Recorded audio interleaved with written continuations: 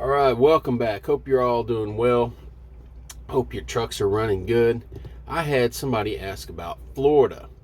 Um, Man, this is not going to be pretty. So let's take a look real quick here at the loads coming out of Florida and see if we can find anything worth looking at. I'm gonna say no, but don't get discouraged if you're in Florida. There are ways to get out of there. Let's see here. Let's edit this search. Let's start out with Tampa. Then we'll go to the other side. I don't think we're going to see very many loads at all. But oh, we got a few here. Let's see. Got 4. Whoa. Okay. So we got first one's Florida to Florida. You might get a good rate on that. Over $2. Let's see. Moving a Walmart trailer to the auction. Okay, so it basic power only load. Here's one to South Carolina, another to South Carolina, another to Virginia.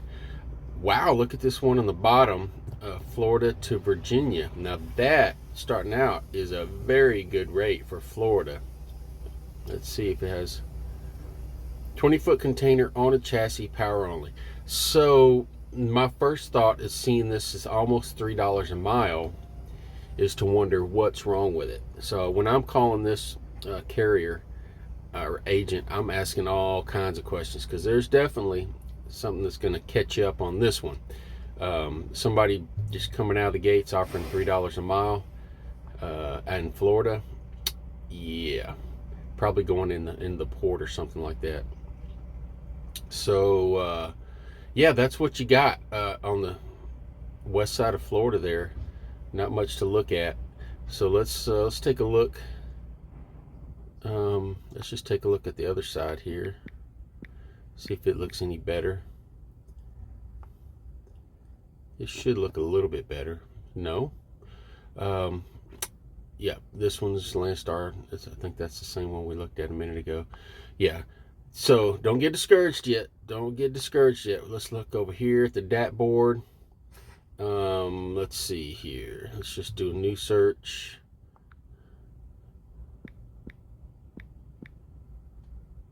Come on, Tampa, Florida, 150 miles. Searching for a power only load. Looking out, let's look out for the next week. Let's see what we got. Come on, baby. Oh, we got 98 loads. All right, so okay, this is typical, these first two. So Lakeland, Florida to Pennsylvania, this is what you typically see as far as the rate goes. Now I can tell you these Impala freight, this is going to be a team load, but this is normally what you see, about $1.60, $1.70 a mile to get out of Florida. You can get loads out of Florida. I hear people say all the time, that, oh, I just deadhead 400 or 500 miles to get out of Florida. And those are people that usually have their own trailer. Now, when doing power only, I definitely wouldn't do that because power only, 90% of the time, you're just hooking up to a trailer, you're taking it somewhere else and you're dropping that thing. There's no wasted time there, like waiting 2 or 3 hours to get loaded and unloaded. So why would you just deadhead when you can go pick up a trailer and get paid? So some people say, well, those rates are so low, I'm not accepting those rates. But this is historically, Florida has had low rates. They will always have low rates. They're not bringing up the rates because they don't produce anything in Florida except for produce. They don't make anything down there. So there's never going to be a good market down there. So take what you can get to get out, but don't take a long run. Just take one going to Georgia, Alabama, or somewhere like that, and get it off the trailer. This second one here, okay, let's take a look at this one. Impala freight, it's probably going to be a team load, but you can see they're offering over $3 a mile out of Florida. So question marks start flying around. Let's see what it is. Okay, it's actually 1,500 miles with multiple stops, picks up at night, it needs a team. So yeah, all of a sudden that decent rate starts looking terrible. A lot of Impala stuff. I imagine they're all just about the same. Let's take a look at it. Midnight pickup, true team required, multiple stops, 20. See, advertised on the top, 1,298 miles, but it's 2,500 miles total, so it's less than $2 a mile with 1, 2, 3, 4 stops. So, and picking up at midnight. Good luck with that. Unfortunately, somebody will take it.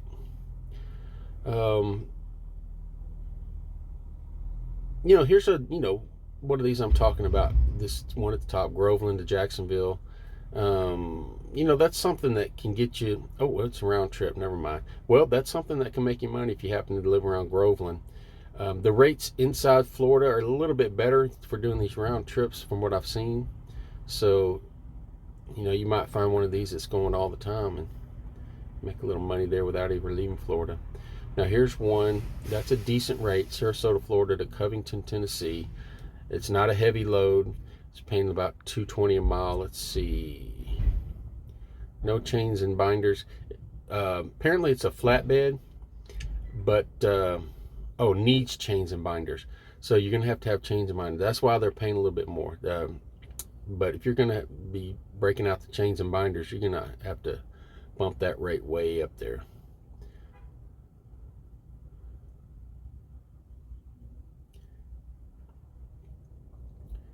Their loads, to get you out of Florida. I just wouldn't accept any of these long runs. I'd get out of Florida into one of the bordering states, and then I'd pick up something that had a decent rate on it.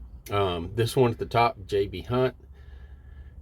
I say this over and over. I haven't taken a load with JB Hunt yet because I haven't seen a good rate to start out with. But this one is typical of what they offer anywhere, not just in Florida. This is 700 miles paying $1,349, so under $2 a mile.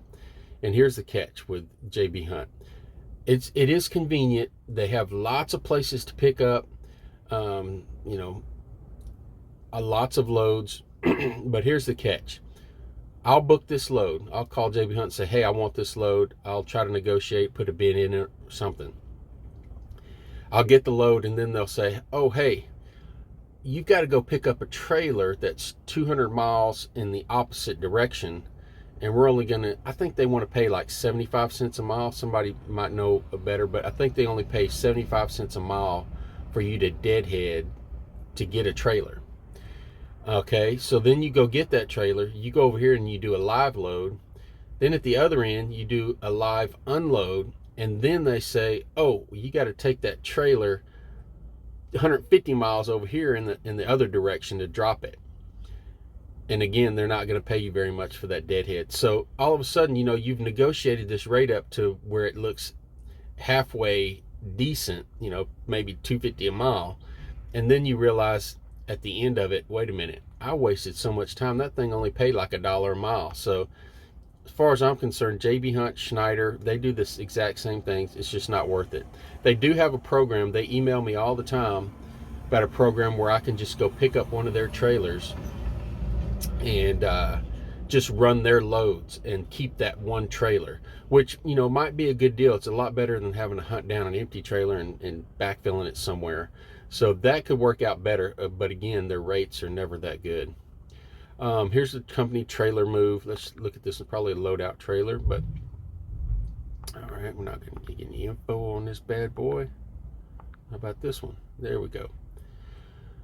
57-foot dry van. It is a loadout, but it has roll doors. I'll say it over and over. If you get a loadout, you want something that's a 10 years old or newer, something with swing doors and a 53-foot dry van. Anything other than that is going to limit you as to what you can get. They don't want to load anything with roll doors. I'm guessing these are all the same. Let's see here. Yeah, nobody wants to put their rates on there. They know the rates are low here already, but they're waiting for somebody to call in and really lowball them. Let's see here. Again, here's a loadout, but it's a 53-foot dry van with roll doors. If you're gonna, if these are all that's available and you want to do a loadout, make your calls first on the freight that, go and look at the van loads that are leaving out of town and make sure that they'll load something with a roll door. A lot of those. So all of a sudden, what it said at the top, 98 loads available, really doesn't look that good, because these people are very notorious. This Global Trans, they are notorious. They may only have this one load, this one loadout, but what they're going to do is they're going to list it every minute or so to try to keep that load on top of this load board in front of all the other ones. So you end up with 50 of their loads and only a couple of, decent here.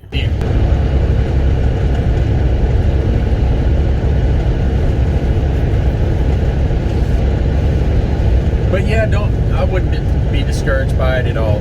You're always going to be able to find a load, even though there's not many on there. But I wouldn't worry about that rate at all. I'd accept what I could to hop out of Florida and be on my merry way. I've heard lots of guys over the years, and I've even said it myself, I won't accept a rate below a certain amount. But that's only in areas where there's a good market.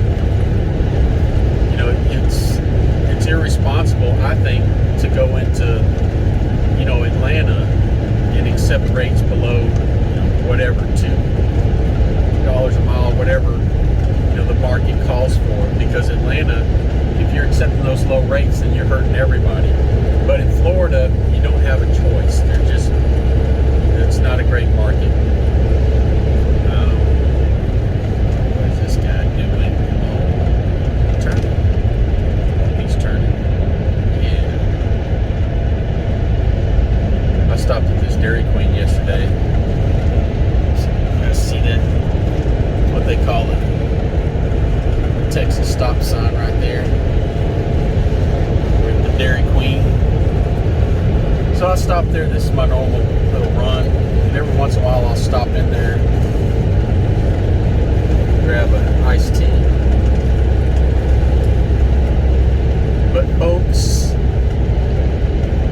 this COVID stuff is ruining people. They still can't hire people to keep that thing open during normal business hours. I stopped there yesterday and they were closed because they can't hire people. They'd rather stay home and live off the government than go to work. But anyway, what was I saying?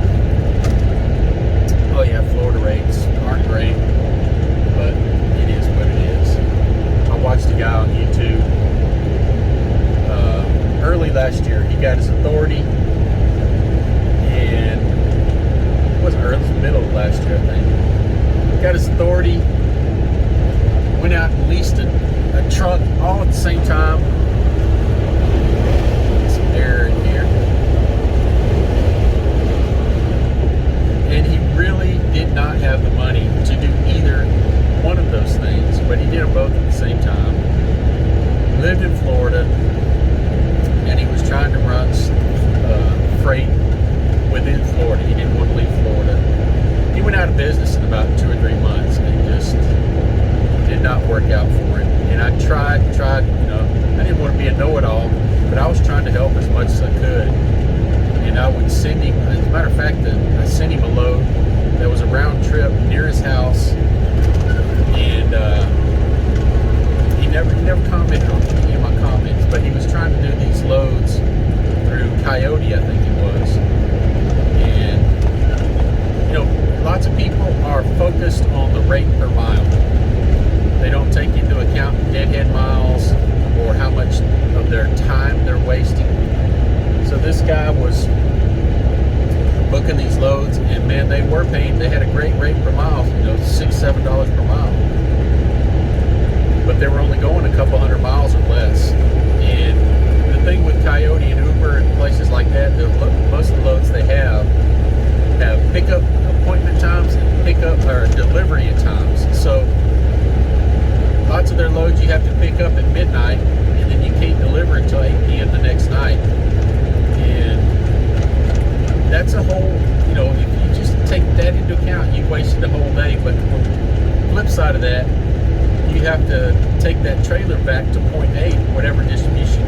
got it from.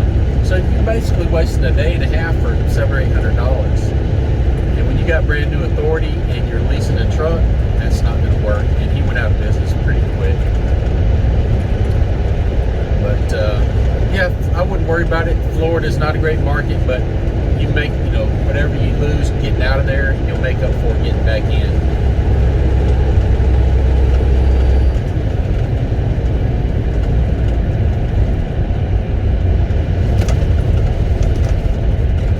Boy, this wind is kicking. Yesterday, it was blowing me all over the place. And I do these light loads on top of that. But, so I had a double whammy. My truck AC went out. That was a couple months ago, and I really haven't worried about it at all up until this last week. Just everything has been cool or it's been cold and been perfect. I hadn't had to worry about it. Then my AC on my APU went out. Now that's a different story. So when I sleep at night, if it gets anything above 68 degrees, I need to have a fan and an air conditioner blowing on me. So I figured out what was wrong with my truck AC. There's a hole in the condenser, so I'm ordering a condenser. It should be coming in. I'm going to get that fixed this week. Hopefully, do it myself, save about $1,000. The APU air conditioner, that one's a tad bit more complicated, so I haven't dug into that. Have to clear some stuff out and get under that bump. I think the problem is in that unit under the bump, because I know it's fully charged and the compressor's kicking in. So yeah, that one's going to be a little bit more in-depth troubleshooting. But in the meantime, I went down to Walmart and I bought a little window unit, the cheapest one they sell, for about $150. And stuck it in this window over here, the driver's side window, last night. Plugged it into my inverter, and it worked great. Now these truck batteries are really not meant for that kind of draw for that long. They're really meant for cranking, but it worked out really good. I plugged it in and it ran for about an hour, a little over an hour, before my APU kicked on to charge up the batteries. The APU still works, it's just the air conditioner on it doesn't. And on top of that, it was much, much quieter than the AC on my APU. And just way more efficient. So when that AC is running on that APU has to run non-stop all night.